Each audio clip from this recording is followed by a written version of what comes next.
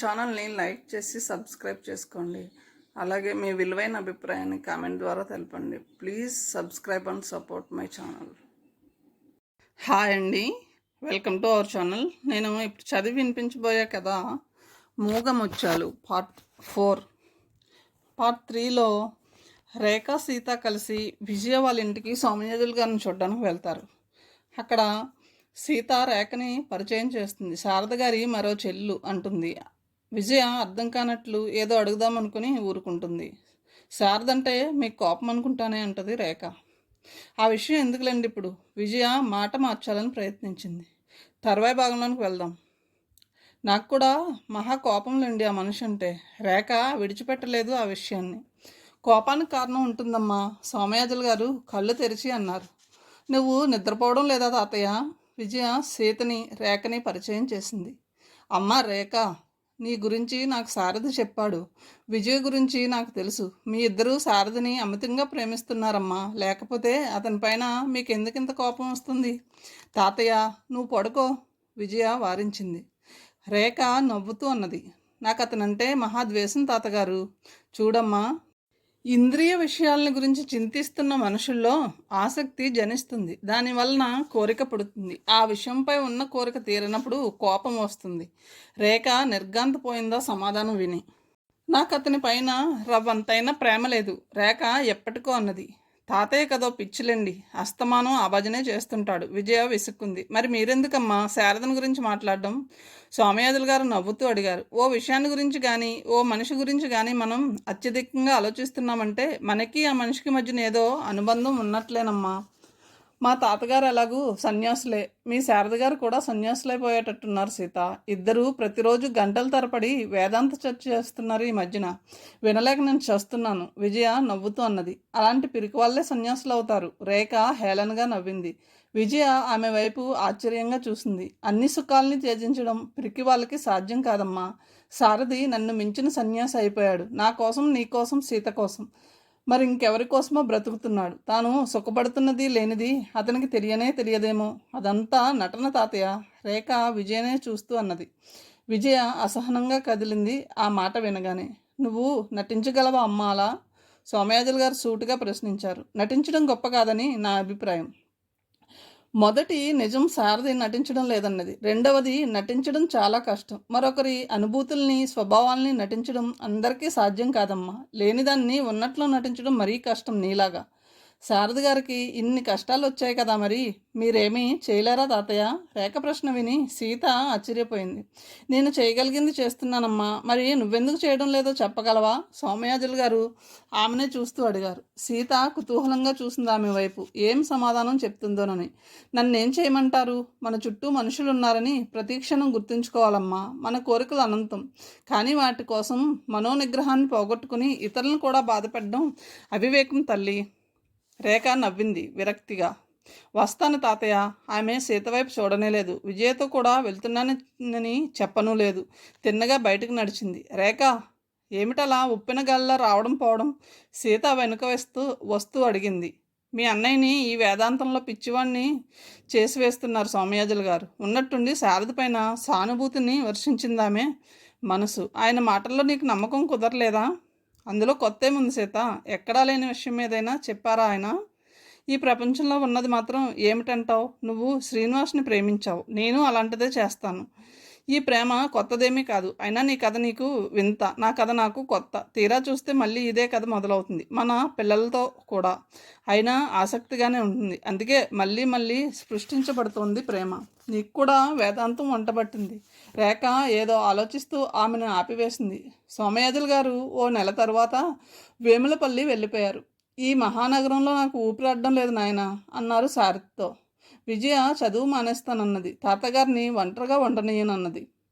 రాజ్యం ఒంటరిగా ఉండలేదమ్మా. అదీ కాక ఆ లంకంత ఇంట్లో నువ్వు ఏకాకివైపోతావు. ఒకప్పుడు మాత్రం మనకెవరున్నారు తాతయ్య? సారథి ఆ మాటల్లో ధ్వనించిన విషాదానికి చలించిపోయాడు. అయినా ఈ స్థితికి నిన్ను పంపించలేనిలా. విజయ మొండికెత్తింది. విజయ ప్రైవేటుగా ఇంటర్ కట్టుకోవచ్చు తాతయ్య. ఆ ఏర్పాట్లన్నీ నేను చూస్తాను, సారథి చెప్పాడు. నేను అదే అనుకున్నాను తాతయ్య. విజయ శారద వైపు చూడలేదు. కానీ అతని మాటని కాదనలేకపోయింది. అప్పటి వరకు ఆమెకు ఆ ఊహే తట్టలేదు. శారదని మనసులోనే అభినందించింది. తాతగారి పుణ్యమా అని ఆమెకు శారద పైన కలిగిన కోపం చాలా వరకు తగ్గిపోయింది. అదీ కాక అతడు ప్రతిరోజు వచ్చి యోగక్షేమాలు అడిగి వెళ్ళడం, రాజ్యానికి కావలసిన పుస్తకాలని సంపాదించి పెట్టడం ఆమె మనసుని కాస్త చల్లబరిచాయి. అతనితో మాట్లాడాలంటే మనసు ఒప్పుకోదు, కానీ అతడు ఏదైనా చెబుతుంటే వినాలనిపిస్తుంది. రైలెక్కుతూ సోమయాజులు గారు కళ్ళనీళ్లతో అడిగారు, సారథి నీవు కూడా రారాదు నాయనా? ఆ కన్నీటిని చూసి శారది మనసు కరిగిపోయింది. కాదనలేకపోయాడు.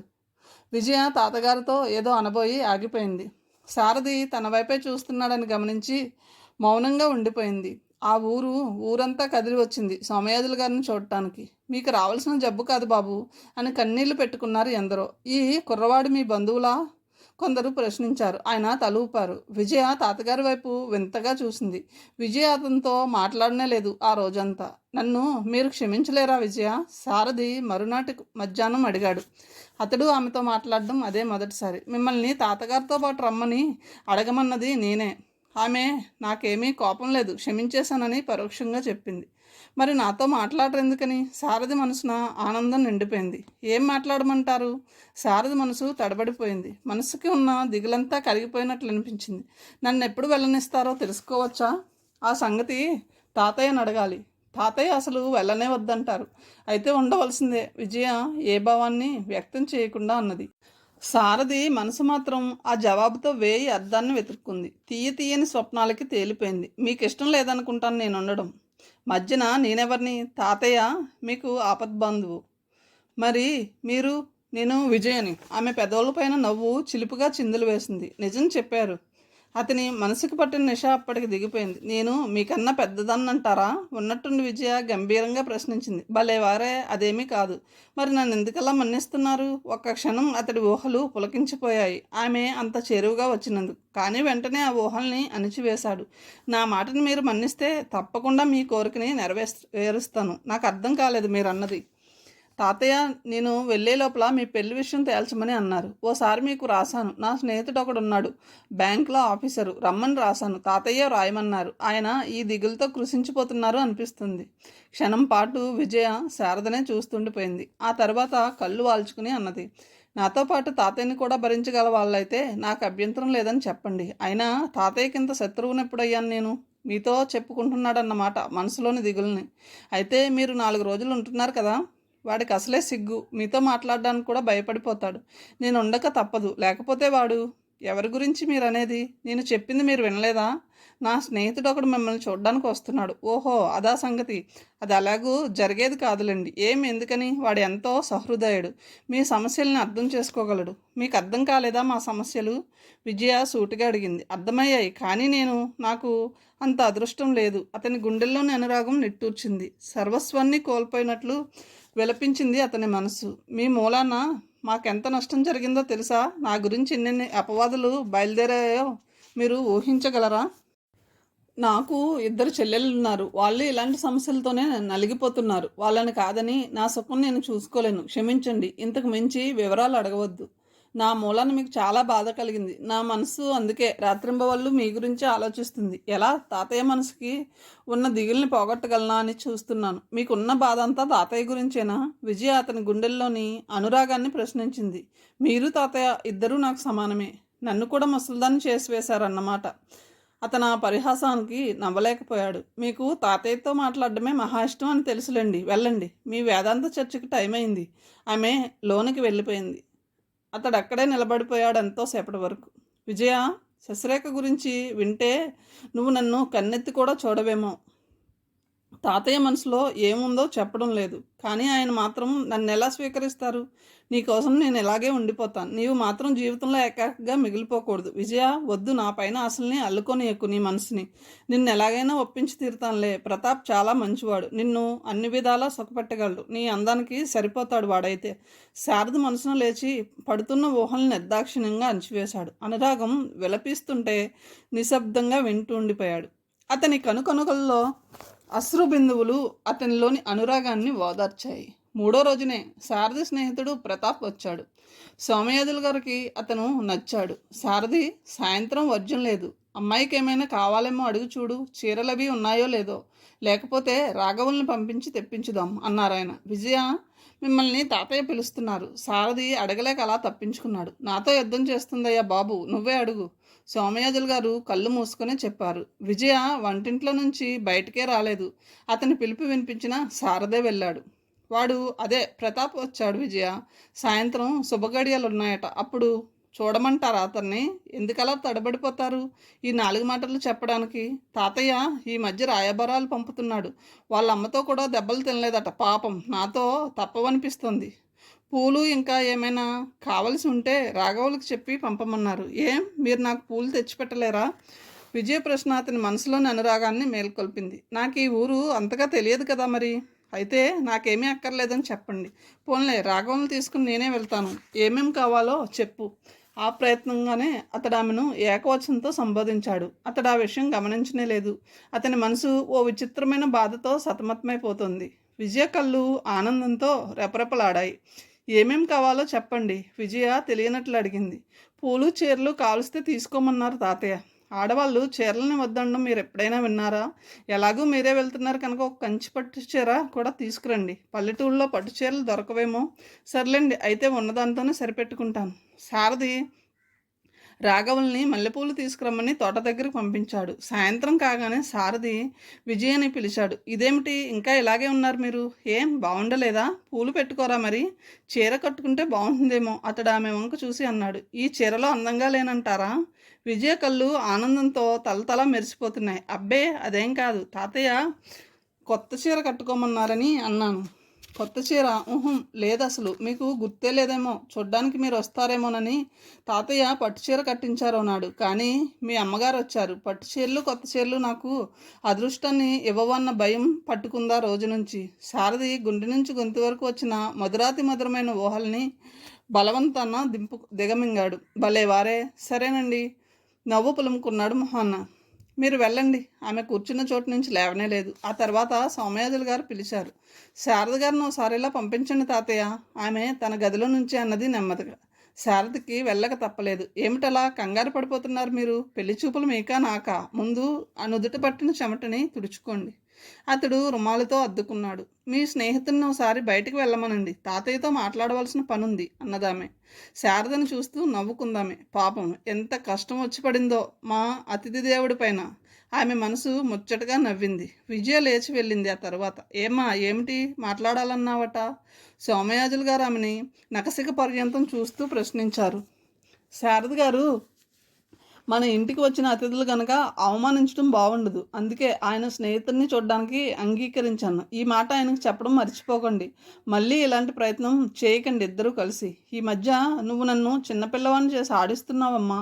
సరే కానివ్వు. ఆయన నిట్టూరుస్తూ శారదని పిలిచారు. ప్రతాప్ కూడా లోనికి వచ్చాడు. విజయ తాతగారి పక్కన కూర్చుని ఉంది. వాళ్ళిద్దరూ లోనికి రాగానే లేచి నిలబడి నమస్కరించింది. ప్రతాప్ కూడా నమస్కరించి కూర్చోండి అన్నాడు. సారథి కట్నం కానుకల సంగతి చెప్పాడు. సోమయాజులు గారు అతని ఉద్యోగం గురించి 2-3 ప్రశ్నలు అడిగి ఊరుకున్నారు. విజయ 2-3 సార్లు తలెత్తి సారథిని చూసింది. అతడు విజయ గుణగుణాలని ప్రశంసించడంలో లీనమైపోయాడు. మీరు ఇంటర్ చదివే పని, కాలేజీ జీవితంలో ఓ విధమైన ఆనందం లభిస్తుంది, ప్రతాప్ అన్నాడు విజయను ఉద్దేశించి. మీ స్నేహితులే వద్దన్నారు. విజయ తల వంచుకునే సమాధానం ఇచ్చింది. సారథి ఆ సమాధానం విని నివ్వెరపోయాడు. అతడేదో అనబోతుంటే సోమయాజులు గారు వారించారు కళ్ళతోనే. ఈ ముసలివాణ్ణి చూసేవాళ్ళు ఉండరని అలా సలహా ఇచ్చాడు బాబు అన్నారు ఆయన. నేను వెళ్తున్నాను తాతయ్య, కాఫీ పెట్టి వచ్చాను. శారద గారికి ఒంట్లో బాగుండలేదట, వేడివేడి కాఫీ ఇవ్వమన్నారు అని విజయ లేచి వెళ్ళిపోయింది. శారదకి అంతా అయోమయంగా ఉంది. అతనికి ఒంట్లో బాగుండలేదని ఆమెకి ఎలా తెలిసిందో అర్థం కాలేదు. విజయ, నన్ను పిచ్చివాణ్ణి చేసి వేస్తున్నావు. నేను వేడి కాఫీ ఇవ్వమని నిన్నెప్పుడు అడిగాను? నాకు ఆరోగ్యం బాగుండలేదా? నీ అందమైన కళ్ళల్లోకి నేను రాలేను విజయ. అతని ఊహలన్నీ నిట్టూర్చాయి. అంతలో పక్క ఇంటి నాగరాజ శర్మ గారు వచ్చారు. శారద గురించి వివరాలు అడిగి, మా అమ్మాయి BA వరకు చదివింది బాబు, నీకు ఇష్టమైతే చూసి వెళ్ళు నాయన అన్నారు. అబ్బే, ఆ ప్రయత్నాలు అనవసరమండి. నాకు పెళ్ళైపోయింది. అతని మనసులో ఉన్న నిజం అదేనని సోమయాజులు గారు అర్థం చేసుకున్నారు. విజయ నా మనిషి అని గోల పెడుతుంది అతని మనసు.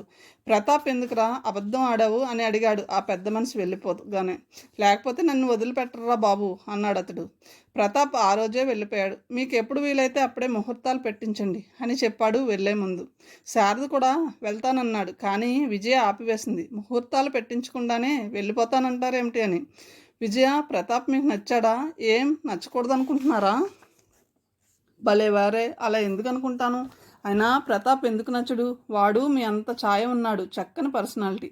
ఆపండి దయచేసి, అతను నాకు నచ్చలేదు. ఎందుకని అడగరేమిటి? ఆమె కనుల చివరి చిలిపిదనపు విన్యాసాల మెరుపులు. చెప్పండి, మీకన్నా తెల్లగా ఉన్నాడు, నాకు అందుకే నచ్చలేదు. నేను మీకన్నా వాడికన్నా నలిపేలండి. అతనికి ఏం మాట్లాడాలో తెలియలేదు. పైగా అతనికి మీలా అబద్ధాలు చెప్పడం రాదు. అబద్ధాలా?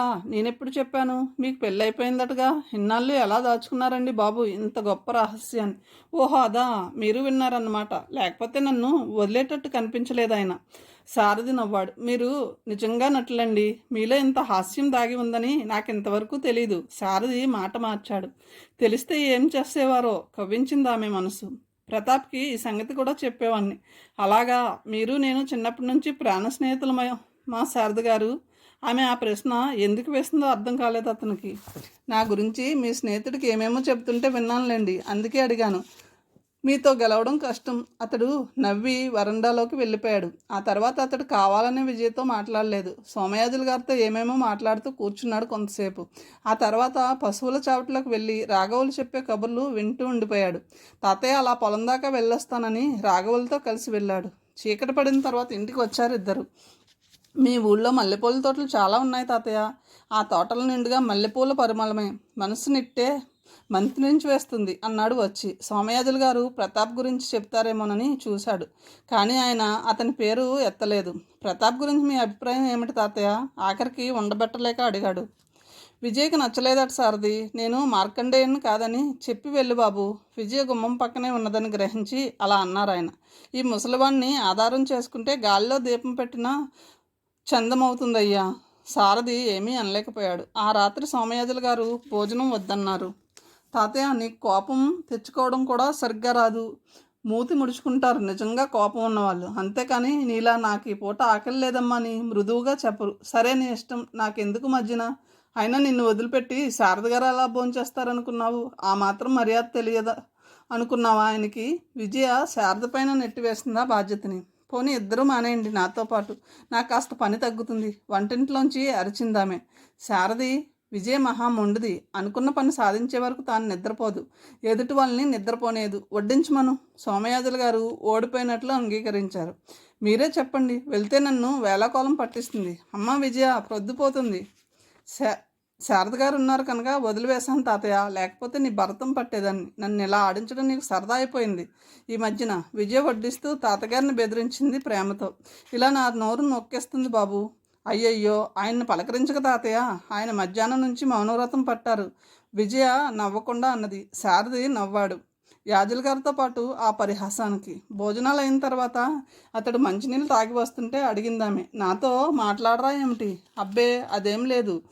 వచ్చి 4-5 రోజులు గడిచిపోయాయి. ఇంటి దగ్గర సీత ఉంది. కాలేజీకి సెలవు పెట్టకుండానే వచ్చేసాను. సీత ఏలూరు వెళ్ళాలన్నది. నా కోసం ఎదురు చూస్తుందేమో.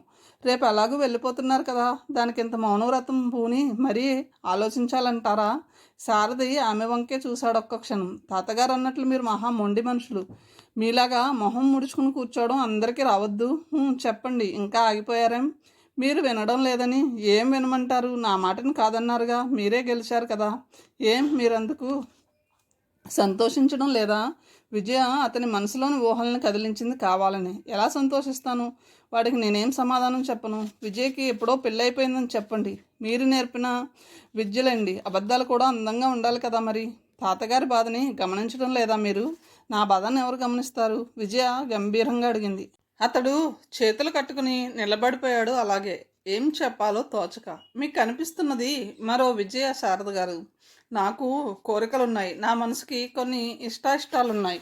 నేను ఇంకా మీరు ప్రసాదించిన ఘోర ప్రభావం నుంచి పూర్తిగా తేరుకోలేదు. తాతయ్య పక్షవాతంతో మంచం పట్టారు. రాజ్యం మెడిసిన్ చదువుతుంది. నా దారి నేను చూసుకుంటే తాతయ్యని ఎవరు చూస్తారు? రాజ్యానికి కావాల్సిన డబ్బు సంగతి ఏమిటి? ఉన్నది కాస్త నేను పట్టుకుపోతే స్కాలర్షిప్ సరిపోవడం లేదు దానికి. తాతగారిని కూడా మీ ఇంటికి తీసుకెళ్ళవచ్చు కదా. ప్రతాప్కి సంగతి ముందే వ్రాసాను, అతను ఒప్పుకున్నాడు. కానీ నేను ఒప్పుకోను. తాతయ్య భీష్ముడిలా బ్రతికారు. మరొకరు దయాదాక్షిణ్యాలపైన ఆధారపడవలసి వస్తే ఆయన క్షణం కూడా బ్రతకరు. పోనీ మీరు ఇక్కడే ఉండండి, ప్రతాప్ వచ్చిపోతూ ఉంటాడు. ఆయనకి ఎందుకంత ప్రయాస? నా అంత అందమైన వాళ్ళు ప్రపంచంలో లేరంటారా? విజయ సూటిగా ప్రశ్నించింది. మీరేమీ దిగులు పడకండి. మీరు చేసింది అపరాధమైనా కాకపోయినా శిక్షించడం నాకు రాదులేండి. తాతయ్య పుణ్యమా అని మనసుని నిగ్రహించుకోవడం నేర్చుకుంది విజయ. సారథి మౌనంగా కదిలి వెళ్ళిపోయాడు అక్కడి నుంచి. ఎన్నాళ్ళు ఇలా మనసు దాచుకుంటారో చూస్తానులేండి. విజయ అతడినే చూస్తూ అనుకున్నది లోలోన. రేపు వెళ్తాను తాతయ్య, సోమయాజుల గారితో చెప్పాడు అతను. మంచిది బాబు, నీ ప్రయత్నం నువ్వు చేశావు, ఫలితం దక్కలేదు. ఎప్పుడేం జరగవలసి ఉంటే అప్పుడు అదే జరుగుతుంది అన్నారు ఆయన. ఇది రాత్రి తాతయ్య, పగలు కాదు, నిద్రపోండి. విజయ కేకపెట్టింది. ఏ జన్మలోనూ నన్ను కన్నతల్లి అయి ఉంటుంది. సోమయాజులు గారు గొనుక్కున్నారు. పొద్దున్నే లేచిన శారదకి రాఘవులు కంగారుగా చెప్పాడు. బాబుగారు, అమ్మాయి గారు నూతికాడ కాలుజారి పడిపోయారయ్యా, లేవలేకపోతుండారు, ఓసారి వచ్చి చూడండి. శారద వెంటనే పెరట్లోకి పరిగెత్తాడు. విజయ లేవాలని ప్రయత్నిస్తుంది, బాధను అణుచుకుంటూ. ఏమైంది విజయ? కాలు పెనికినట్టుంది, లేద్దామంటే నొప్పితో కదలలేకపోతున్నాను. కాలు అప్పటికే వాచిపోయింది పాదం పైన. ఆమె కళ్ళలో నీరు తిరిగింది, బాధను అణుచుకోలేక. ఏదీ చూడనే. అబ్బా, ముట్టుకోకండి, అయ్యో నొప్పి నొప్పి. తాతయ్యని అడగండి, ఏదైనా మందు చెబుతాడు. ఆపై అతడి చేతిని తీసివేసింది మృదువుగా. ముందు లోపలికి పద. రాఘవులు, నువ్వు ఆ వైపున పట్టుకో. శారది ఆమె వారిస్తున్నా వెనకుండా నెమ్మదిగా లేవదీశాడు. విజయ నొప్పుతో విలవెల్లాడిపోతుంది. శారది భుజం పైన పూర్తిగా వాలిపోయింది ఆ బాధలో. శారది ఓ వాలు కుర్చీలో కూర్చోబెట్టాడు ఆమెని. సోమయాజులు గారు ఆందోళనతో ప్రశ్నించారు, ఏమైందని. నూతి దగ్గర పడిపోయారయ్యా, కాలు బెనికింది, రాఘవులు చెప్పాడు. కర్పూర తైలం ఉంది చూడు అలమార్లో, కాస్త రుద్దునైనా. శారది సీసా తెచ్చాడు. ఆమె రాఘవులను రుద్దమన్నది సిగ్గుపడి. వాడికేం తెలుసమ్మా, మొరటగా రుద్దితే బాధ కోర్చుకోలేవు. నువ్వు రాయి బాబు, నెమ్మదిగా. ఇందులో సిగ్గుపడవలసింది ఏముంది విజయ? ఏది ఆ నొప్పిగా ఉందా? శారది మృదువుగా తైలం రాసి తోమాడు. కానీ విజయ బాధ రవ్వంతైనా తగ్గలేదు. కొంతసేపు ఓర్చుకుంది అలాగే. ఆ తర్వాత అన్నది, ఆపండి, నొప్పితో ప్రాణాలు పోయేట్లున్నాయి. తాతయ్య, లోపలికి ఏదైనా మందు ఇవ్వరాదు, ఈ నొప్పి పోయేట్లు. ఆమె చెక్కిలపైన కన్నీటి దారలు. శారది ఫ్రాక్చర్ అయినట్టుందయ్యా, కాలు బాగా వాచిపోయింది. గవర్నమెంట్ డాక్టర్ ఉన్నాడు, పిలుచుకురమ్మను. కట్టు వేస్తే కానీ తగ్గదు. రాఘవులు వెళ్ళి డాక్టర్ని పిలుచుకువచ్చాడు. అతను ఎక్స్రే తీయాలన్నాడు. ఎక్స్రే తీసి ఫ్రాక్చర్ అని చెప్పి బ్యాండేజీ వేసేసరికి సాయంత్రం అయింది. సోమయాజులు గారు రాఘవుల సాయంతో ఇంటి పట్టునే ఉండిపోయారు. ఆ రోజు శారదే వంట చేశాడు. మీ ప్రయాణం ఆగిపోయింది నా మూలన. పైగా వంట పని అప్పగించాను, క్షమించండి. విజయ నొచ్చుకుంటూ ఉంది. నాకు ఈ పని కొత్తేమీ కాదులేండి. సీత వెళ్ళిపోతే నాకు తప్పదు కదా. సశ్రేఖ వంటింటి వైపు తొంగి చూడదు. అదేం, వంట రాదా? రాదు, హాస్టల్లో పెరిగింది మొదటి నుంచి.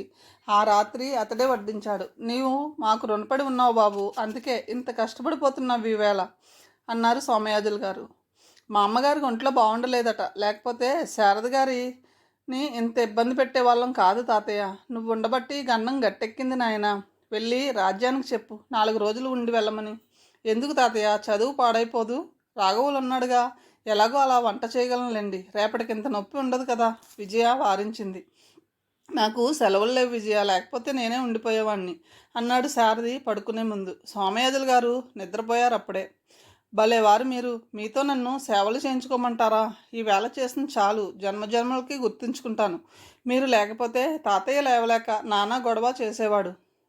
ఊళ్ళో వాళ్ళందరికీ కబురు పంపేవాడు, జాగ్రత్తగా ఉండండి తగ్గే వరకు. మళ్ళీ మీరు మన్నిస్తున్నారెందుకు నన్ను? అలవాటు పోదు అంత తొందరగా. కాదులేండి, మీరు కావాలని అలా అంటున్నారు. నేనంటే మీకు భయం తప్ప మరేమీ లేదు. సీతని పంపిస్తానుండు, చక్కగా సరిపోతుంది మీ ఇద్దరికి. మాటకి టక్కీమని జవాబిచ్చేస్తుంది. వద్దులేండి, ఆమె ఉన్నంతసేపు మీ కదే చెబుతుంది. విసుగెత్తిపోతుంది వినలేక. విజయ కావాలని అతన్ని రెచ్చగొట్టింది. అతడు మౌనం వహించాడు. మాట్లాడరేమిటి, కోపం వచ్చిందా అలా అన్నానని? ఎందుకు, అదేం లేదు, నిద్ర వస్తుంది అన్నాడు అతను.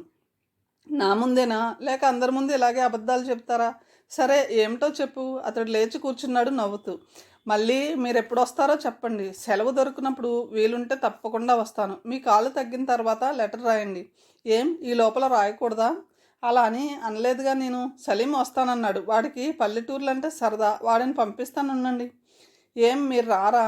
రాకుండా ఎలా ఉంటాను? తాతయ్యని చూడకుండా ఉండగలనా? నాకు ప్రైవేట్లు చెప్పవలసిన పని ఉంది. ఆ పైన కాలేజీ. క్షణం తీరిక దొరకదు ఆ మహానగరంలో. మీకు డబ్బంటే మహా ఆశలా ఉందే.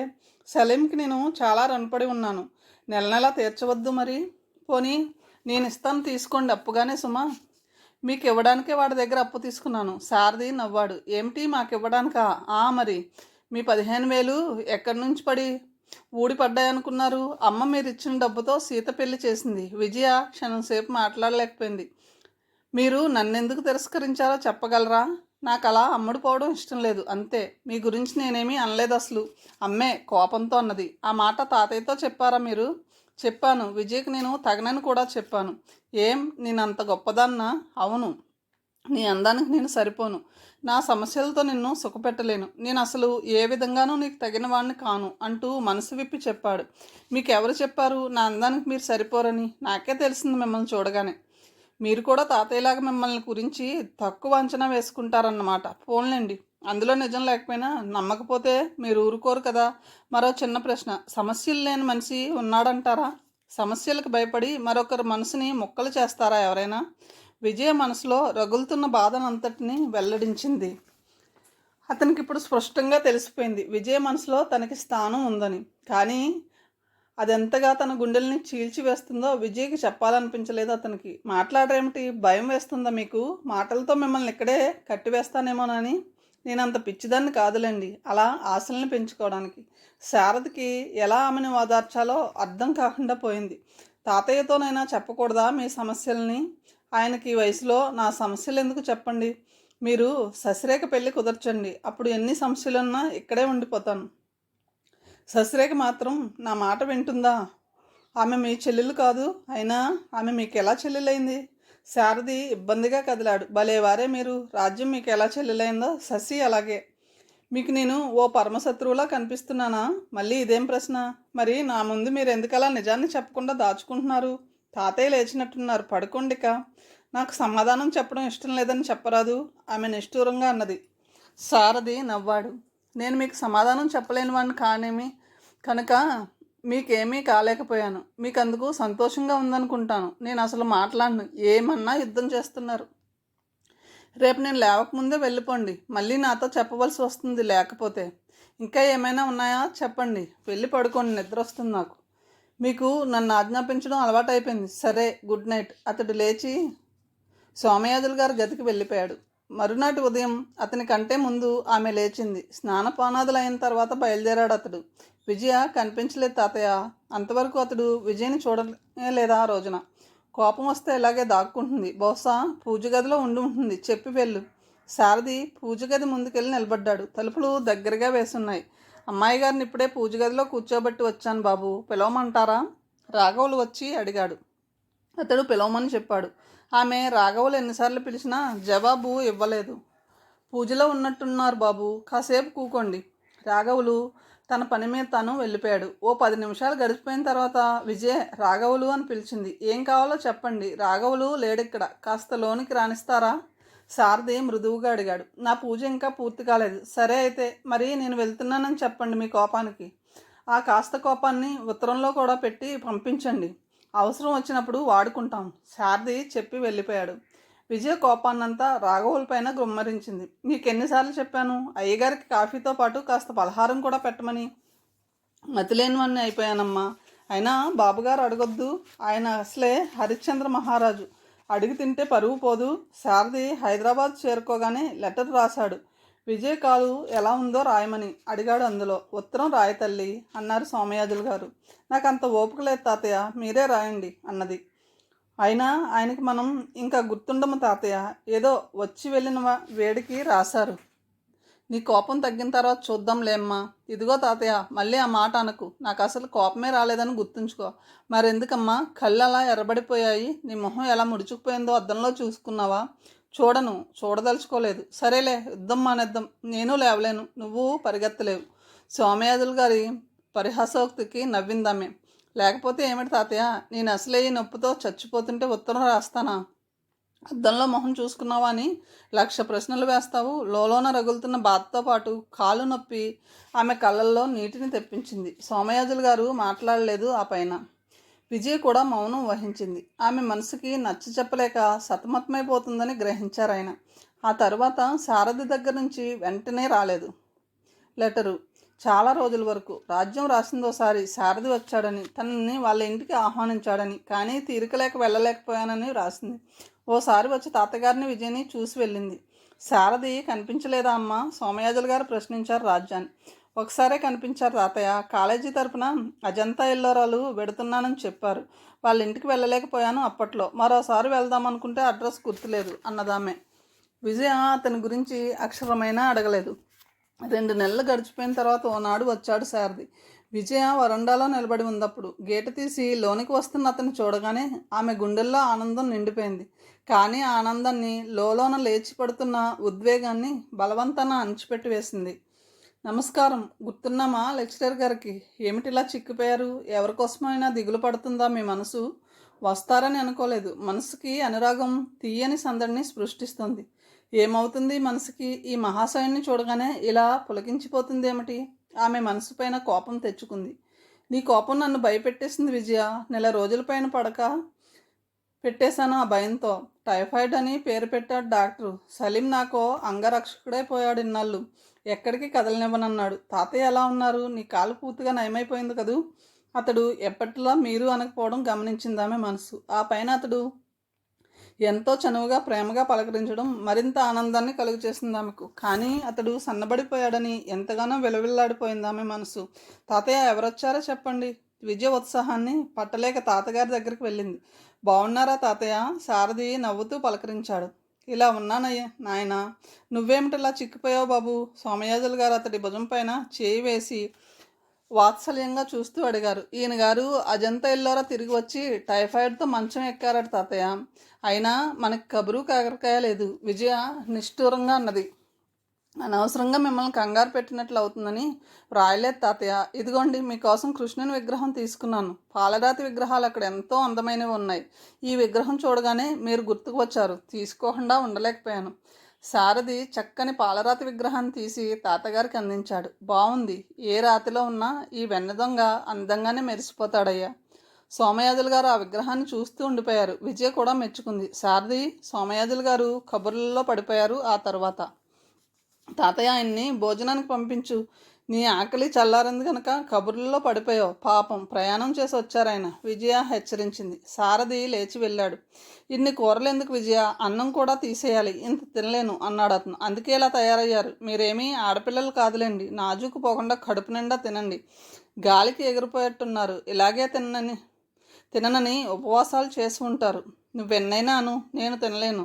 ఏమాత్రం ఎక్కువ తిన్నా ఈ మధ్యన కడుపులో నొప్పి వస్తుంది. డాక్టర్ కూడా తగ్గించి తినమన్నాడు. సరే మీ ఇష్టం. విజయ్కి అతడిని చూస్తున్న కొలది జాలి వేయసాగింది. అస్వస్థతో పాటు మరేదో బాధ అతన్ని బాగా కృషింపచేసిందని గ్రహించి నిట్టూర్చింది. భోజనం చేసిన తర్వాత పళ్ళ రసం తెచ్చి ఇచ్చింది. మళ్ళీ ఇదేమిటి విజయ? బత్తాయి రసం రోజు వాడితే మంచిది మీకు, కాదనకండి. పళ్ళు చాలా ప్రియం. హైదరాబాద్లో కొనలేం. అతడు తాగి గ్లాసు ఇస్తూ అన్నాడు. విజయ వెళ్ళబోతుందల్లా ఆగిపోయింది. డాక్టర్ మిమ్మల్ని పళ్ళరసం తీసుకోమని చెప్పలేదా? డాక్టర్ చెబితే మనకంత శక్తి ఉండొద్దు. ఆమె మనసు అర్థమైపోయింది. మీ శశిరేఖ ఏం చేస్తుంది? సీత ఏలూరు వెళ్ళిందా? ఆమె మాటని మార్చివేసింది. శశిరేఖ సీతతో పోట్లాడి వెళ్ళిపోయిందో రోజున. ఢిల్లీ వెళ్ళిందట ఆఫీసు మీద. ఇంకా రాలేదు. సీతతోనా? ఎందుకు ఏమో మరి. నేను హాస్పిటల్లో ఉన్నాను. సలీం వచ్చి చెప్పాడు. వాడు వెళ్ళేసరికే కోపంతో సూట్ కేసు పట్టుకుని వెళ్ళిపోయిందట. సీతను అడిగితే పిచ్చిదన్నయ్య, నన్ను సినిమాకి రమ్మంది, రానన్నాను. నాతో రావడానికి నామోషీలే. నేను నీ అంతటి గొప్పదాన్ని కాదు కదా మరి అని వెళ్ళిపోయింది అని చెప్పిందట. మరి మీరు వెళ్ళి తీసుకురాలేకపోయారా? ఢిల్లీ వెళ్ళి రావడానికి డబ్బు కావద్దు, వెళ్ళినా వస్తుందని నమ్మకం ఏమిటి? రేఖ కూడా కోపంలో నీలాగే మనుషులను అనేస్తుంది. శారది లోలోన దుఃఖం పైన పరిహాసం వెదజల్లాడు. మీరు మరీను కోపంలో మిమ్మల్ని ఎప్పుడైనా అన్నానా? తాతయ్యని మృంగేశానా? మీరు మమ్మల్ని మర్చిపోయారనుకున్నాను ఆమె అన్నది. మళ్ళీ సలీంతో కబురు పంపించాలనుకున్నాను, కానీ విజయ్కి ఎందుకు చెప్పాలి కబురు? మీకేమవుతుందనుకుని ఆగిపోయారు కదూ. మీ హృదయం చాలా కఠినం. అతడు ఆమెనే చూస్తూ ఉండిపోయాడు మౌనంగా. ఏమిటలా చూస్తున్నారు? మీకు మాట్లాడడానికి కూడా ఓపిక లేదని నేనే మాట్లాడేస్తున్నానులేండి. నాకు నువ్వు మాట్లాడుతూ ఉంటే మౌనంగా వినాలనిపిస్తుంది విజయ. విజయ మనసులో తీయని అనురాగం త్రుళ్ళిపడిందా ప్రశంస వినగానే. ఏమిటింతగా పొగిడేస్తున్నారు? నాకు పొగడడం రాదసలు. నేనేం చెప్పినా ఇలా కాదంటావెందుకు? నాకు కాస్త పిచ్చి ఉంది. మీ అమ్మగారు చెప్పలేదా? చెప్పింది. అందుకే చూడాలని వచ్చాను ఆ రోజున డబ్బు తీసుకుని. కానీ నువ్వు కంటికి కనిపించను పొమ్మన్నావు. మీరంటే అప్పట్లో నాకు మహా కోపం. ఇప్పుడు మాత్రం లేదంటావా? ఇప్పుడా? ఎందుకు? తాతయ్య ప్రాణ స్నేహితులైపోయారుగా. మిమ్మల్ని చిన్న మెత్తు మాట అననివ్వడు తాతయ్య. ఎందుకిలా దిగులుగా కనిపిస్తున్నారు ఈసారి? ఆమె అన్నది మళ్ళీ. ఈ జీవితం అంటే విసుగ్గా ఉంది. మీరేమీ అనుకోనంటే ఓ మాట చెప్తాను. చెప్పు. ఆ విసుగును భరించలేకే ఇలా పారిపోయి వచ్చేసాను అసలు. మీరు పెళ్లి గురించి ఆలోచించారా అసలు? నవ్వాడతడు దిగులుగా. నన్ను ఎవరు చేసుకుంటారు? మా ఊళ్ళో అందమైన ఆడపిల్లలు ఉన్నారు. అడగమంటారా? వద్దు అన్నాడు అతను గంభీరంగా. ఏ భీష్ముడిలాగే ఉండిపోతారా? అంత గొప్పవాణ్ణి కాదు నేను. సస్రేక్ ఇక్కడికి వస్తానని సలీంకి రాసిందట. వచ్చిందేమోనని వచ్చాను. బహుశా ఈరోజో రేపో వస్తుందేమో. అతడు గుండెల్లో రగులుతున్న దిగుల్ని వెల్లడించాడు. మా ఇంటికి వస్తానన్నదా? ఎందుకో నీతో మాట్లాడాలట. సారథి బయటకు చూస్తూ అన్నాడు. నాతోనా? ఏముంది మాట్లాడడానికి? ఏమో మరి, నాకెలా తెలుస్తుంది? రేఖ ఉన్నట్టుండి ఇలా పిచ్చి పనులు చేస్తుంది ఈ మధ్య. తనకేమాత్రం పరిచయం లేని వాళ్ళ దగ్గరికి వెళ్ళి నా గురించి ఏమేమో అడిగిందట. రేఖ మీ సొంత చెల్లెలు కాదా? అదేం కాదు. అమ్మ నన్ను చిన్నాన్నగారికి పిల్లలు లేరని దత్తు ఇచ్చింది. సీత నాకు చెల్లెలే, కానీ చిన్నాన్నగారు అమ్మాయి. రేఖ నా సొంత చెల్లెలు. అతడు తన తల్లిని గురించి చెప్పకుండా ఆపివేశాడు. రేఖని రానివ్వండి, మా ఇంట్లోనే ఉండిపోయేటట్టు చేస్తాను. ఉండదు. ఇలాంటి పల్లెటూళ్ళంటే రేఖకి అసహ్యం. అతనికి లోలోన భయంగా ఉంది. రేఖ వచ్చి తల్లి గురించి చెప్పివేస్తుందేమోనని, తండ్రిని తోలనాడి తనని కూడా తిట్టిపోస్తుందేమోనని అనుమానంగా ఉంది.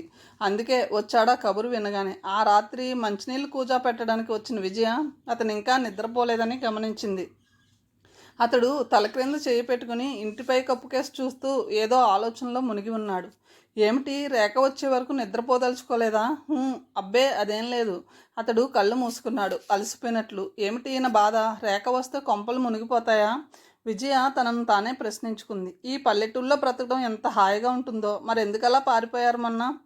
ఏం చేయను ఇక్కడ. సీత ఏమైపోతుంది? శ్రీనివాస్ ఏమయ్యాడు? సీత జీవితంకి ఏమైనా సమస్యలున్నాయా? శ్రీనివాస్ ఎలాంటివాడో నీకు తెలియదా? మంచివాడు కాదని తెలుసులేండి. సీతని సరిగ్గా చూడడం లేదా? శశిరేఖని ప్రేమించాడాయన. సీతకి తెలుసు. అయినా రేఖపైన జాలితో మనసు ముక్కలు ముక్కలైపోతున్నా నిశ్శబ్దంగా భరిస్తుంది. శశిరేఖకి శ్రీనివాస్ని పెళ్లి చేసుకోవాలన్న ఊహ ఉన్నట్లుంది. సీత జీవోత్సవంలా బ్రతుకుతుంది. తన కళ్ళ ముందే భర్త ప్రక్కన శశిరేఖ కూర్చుని హాయిగా నవ్వుతుంటే గుండెల్ని గుప్పెట్లో పెట్టుకుని మనిషిలా నటిస్తుంది. సీత భర్త శ్రీనివాస్ అని రేఖకి తెలియదు. అతని దిగులు అర్థమైపోయింది ఆమెకి. ఎలా అతన్ని ఓదార్చాలో అర్థం కాలేదు ఆమెకు. మీ మనసుని సమస్య కోసివేస్తుందని తెలియక మిమ్మల్ని ఎన్నెన్నో అన్నాను. క్షమించండి.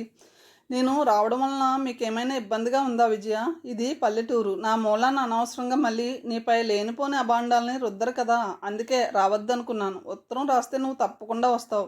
మళ్ళీ నా మనసు నా మాట వినదు. నన్ను ఇక్కడికి లాక్కు వస్తుంది. అందుకే వ్రాయలేదు. కానీ ఈ రేఖ నన్ను మళ్ళీ ఇక్కడికి రప్పించింది. తాతయ్య ఏమనుకుంటున్నారో.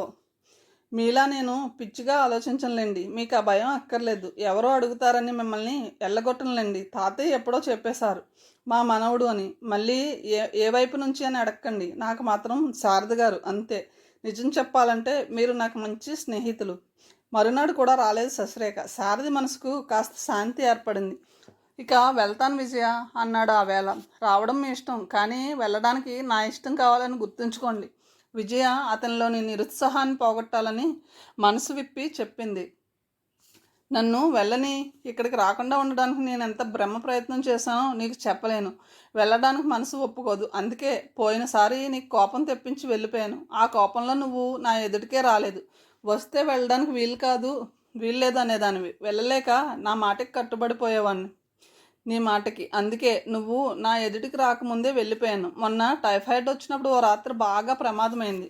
సీత ఏడుస్తూ కూర్చుంది. టెంపరేచర్ బాగా పెరిగిపోయింది. డాక్టర్ కోసం సలీం పరిగెత్తాడు. నాకు భయం వేసింది. ఒకసారి నిన్ను చూడాలనిపించింది. నిన్ను చూడకమునిపే ప్రాణం పోతుందేమోనని వణికిపోయాను. సారథి మరోవైపుకి తిరిగి కళ్ళు తుడుచుకున్నాడు. విజయ పసిపిల్లల వెక్కి వెక్కి ఏడ్చింది. ఇంకా చెప్పకండి, నా గుండెలు పగిలిపోతాయి ఏడుస్తూనే అన్నదామె. నువ్వు నాకింత సన్నిహితంగా ఎప్పుడొచ్చావో నాకే తెలియదు. నేను నీకెంత దూరంగా ఉండాలనుకున్నానో అంత చేరువయ్యాను. కన్నీటి తెరల్లోంచి చూస్తుంటే విజయ్కి సారథి మరింత ఆత్మీయుడు అనిపించింది. నేను నీకేమీ కానని తెలిసి నా మనసులా నన్నెందుకు వేధిస్తుందో నాకు అర్థం కావడం లేదు విజయ. నన్ను వెళ్ళనివ్వు. సారథి అన్న మనిషే నీ స్మృతిలోకి రాకుండా చూడు. అతడు ఆమె చేతిని అందుకొని ప్రార్థిస్తున్నట్లు కన్నీటితో అర్థించాడు.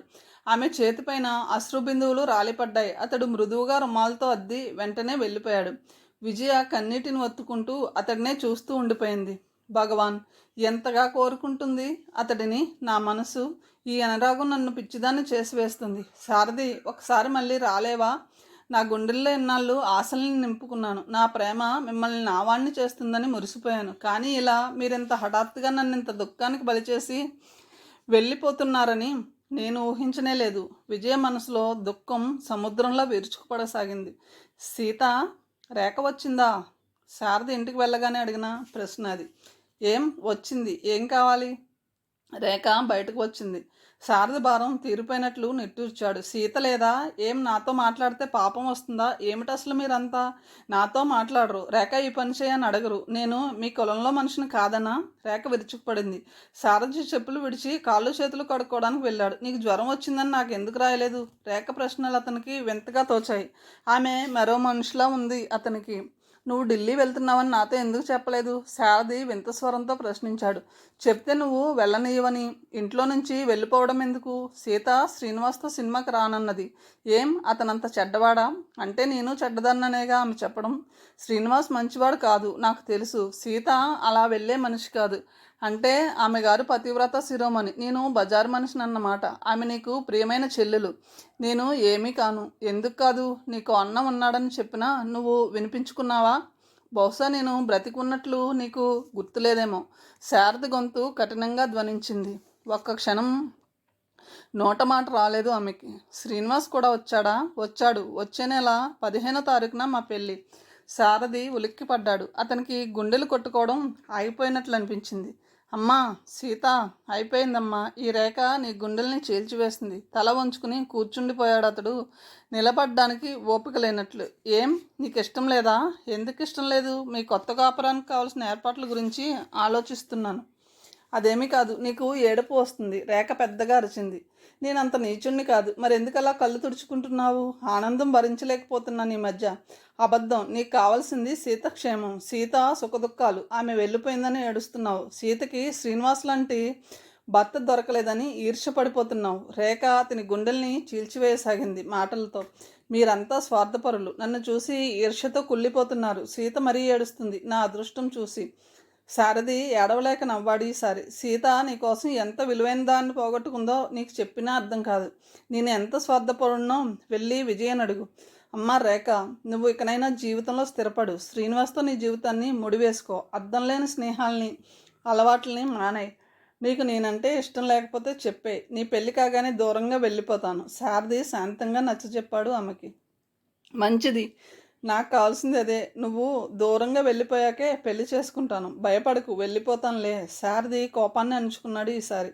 మరునాటి ఉదయం సారథి లేచేసరికి బాగా ప్రొద్దెక్కింది. రేఖ లేచి వంట చేసింది. అతనికి సంతోషంగానూ ఉంది, విచారంగానూ ఉంది. ఈ వంట ఎందుకు చేసిందో, మళ్ళీ ఏ తుఫాను వస్తుంది అనుకున్నాడు. వరండాలో ఎవరో మాట్లాడుతున్నట్లు వినిపించింది. లేచి వెళ్ళాడు. ఆశ వచ్చింది. శ్రీనివాస్ కూడా ఉన్నాడు అక్కడ. రేఖ లోపల ఉంది.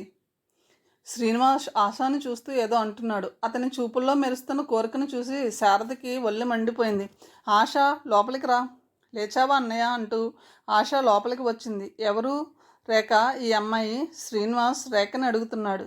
శారదకి వాళ్ళ మాటలు వినిపిస్తున్నాయి స్పష్టంగా. ఏం, నాకంటే అందంగా ఉందా? అది రేఖ గొంతు. అదేం కాదు, మంచి బ్యూటీ. మనతో వస్తుందేమో అడగరాదు? ఆ అమ్మాయికి నీలాగా తాగి పిచ్చి గంతులు వేయడం రాదు. రేఖ అతని ఆశని త్రుంచివేసింది క్షణంలో. సలీంకి తెలిస్తే నిన్ను జైల్లో వేయిస్తాడు. ఆ అమ్మాయి గురించి మరోసారి అడక్కు. ఓహో, ఈ అమ్మాయి ఆ సలీంకి కాబోయే డార్లింగ్ అన్నమాట. అదృష్టవంతుడు. ముందు ఇక్కడి నుంచి వెళ్ళు. నేను సాయంత్రం వస్తానని చెప్పానుగా. సీతని తీసుకుని రావాలనుకున్నాను. అరే, సీత ఎందుకు డార్లింగ్ మన మధ్యన? సీత పేరెత్తగానే ఇలా హడిలిపోతావెందుకు? Not at all. అదేం కాదు డియర్. మన మధ్యన మరొకరు ఎందుకని అలా అన్నాను. శ్రీనివాస్ తడబాటుని సర్దుకున్నాడు.